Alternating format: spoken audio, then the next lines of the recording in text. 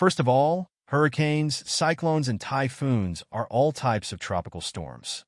They are formed when the surface of the ocean is heated to 27 degrees or above by the sun.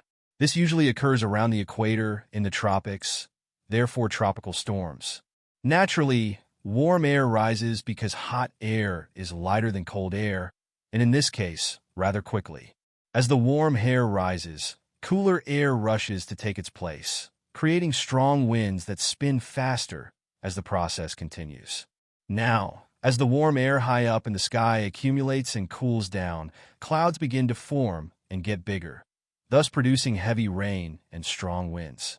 Eventually, when a tropical storm reaches the land surface, it begins to lose energy and die out because there is no more moisture from the ocean to heat up and continue the cycle. Tropical storms spin anti-clockwise in the northern hemisphere while they spin clockwise in the southern hemisphere.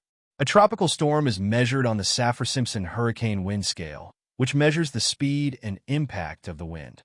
They are given names to make it easier to communicate with the public. The use of names were first widely used during the Second World War. Names are usually given when the tropical strength reaches a wind speed of 37 knots. Anything below that is considered as tropical depression. And now, back to our question, what is the difference between hurricanes, cyclones, and typhoons? Just like real estate, it's all about location. In the United States and the Caribbean, it's a hurricane. If it happens in South Asia, it's a cyclone, and in East Asia, it's typhoon. And if you're in Australia, it is Willy Willies. The rating of storms also depends on the location.